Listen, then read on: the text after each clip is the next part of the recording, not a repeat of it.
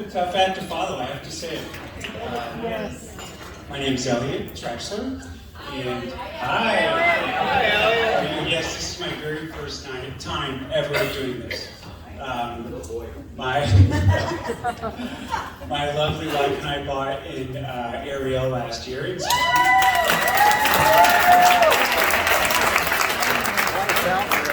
since we're new to the neighborhood, I thought the best way to introduce ourselves would be for me to come up on stage and make a complete fool of myself.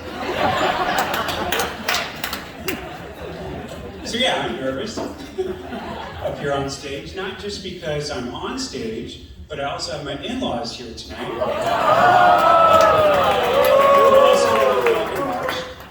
So not only will I be embarrassing myself, but I'll be embarrassing those two back there. So yeah, I'm a little nervous, but I'm also a little nervous because I have not been in a room with this many people in like a couple of years. Yeah, that's right. And it is so wonderful to see all of these beautiful faces, right? We haven't seen faces in a couple of years because we've all been wearing these masks and not able to do anything with what people are saying. And let me tell you though, I actually got in some trouble with these masks because so much of communication happens with the whole face, right? Not just like the eyes, and I smile a lot. And so I'm wearing this mask, I'm thinking, how else can I communicate? So you know what I did? I brought back the wink.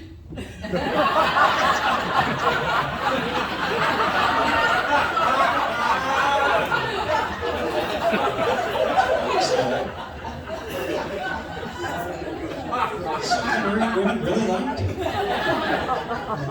Some of the married didn't. Universally, though, the husbands were pissed. They did not want me winking at their wives. And my wife, of course, did not appreciate me winking at other women, even though I was just trying to smile. So I stopped the wink. But look, give me some credit, right, for trying something different. I mean, our whole world flipped upside down overnight. I mean, think about it. Before COVID, could you walk into a bank wearing rubber gloves and a mask? No! No! Security was going to stop you at the door and say, what the hell are you doing wearing rubber gloves and a mask?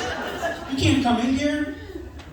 So, anyway, you know, speaking of COVID, I wore a mask and I was fully vaccinated and I still got it. I still got COVID. And when I found out I had it, I did the first thing that everybody does when they get COVID. You know what that is, right? You try and figure out who gave it to you. Right? You obsess about every interaction. For the previous 10 days, you think, could I have gotten it from them? Could I have gotten it from them? It's a lot like trying to figure out how you got an STD.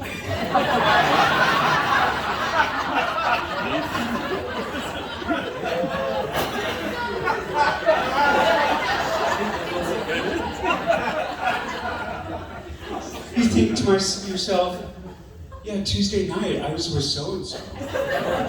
Was I wearing protection? Were they wearing protection?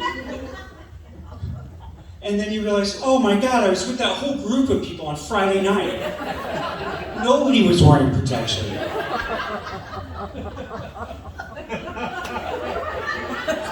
right, remember my parents-in-law. Very apropos. Yeah. And they live in the neighborhood. So, anyway, so enough of the dirty jokes. Because my father-in-law is in the room. Actually, let's spend a minute and talk about him.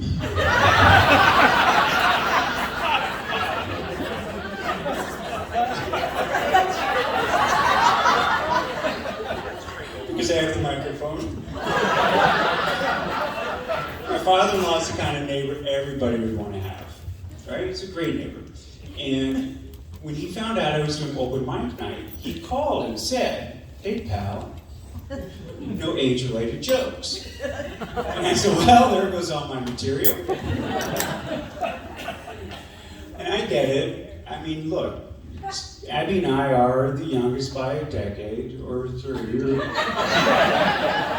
We know that. And we don't want to do anything that might offend somebody. And it's possible that we do. But if we do something or say something that offends somebody, I would just invite you to remember Ronald Reagan's suggestion during the 1984 presidential speech debate against Walter Mondale. Does anybody remember what that was?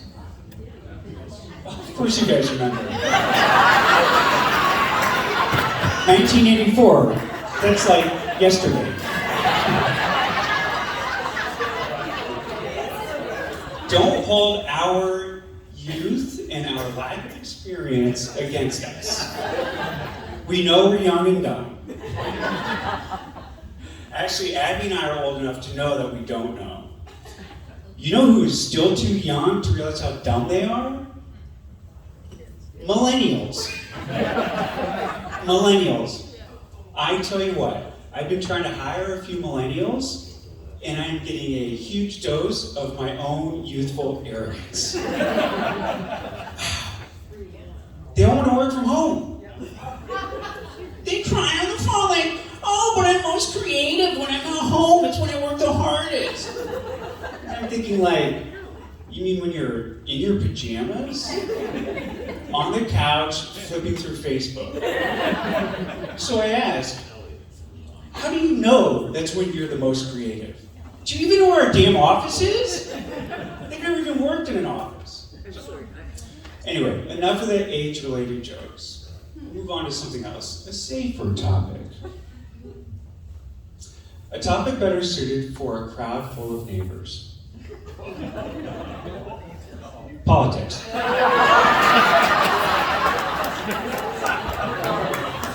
We are so divided, right? There's no middle of the road anymore. And no matter what I say, half of the room's going to agree with me, and the other half of the room is going to disagree with me. Right? And I know you're not supposed to talk about how you voted. And I know that you're not supposed to talk about the issues that you support. But, hell, I'm on stage and I have the microphone, so I'm going to. I voted for the new restaurant.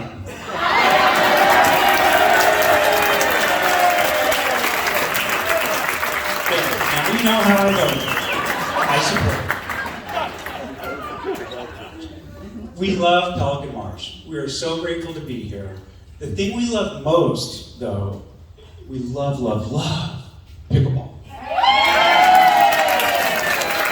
We have met the coolest people and had the funnest time, and they've taught us about how to serve and how to keep score, and most importantly, dinking. Right? Dinking. But I have to say this, okay? And you know who you are, but we have some real pickleball junkies. Right? Yes. And I know you all are retired and like have a lot of time on your hands, but you can't let retirement drive you to dinking.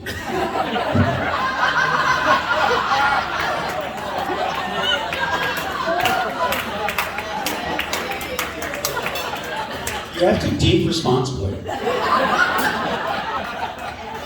Really, stop and think about it. You could be in a pickle.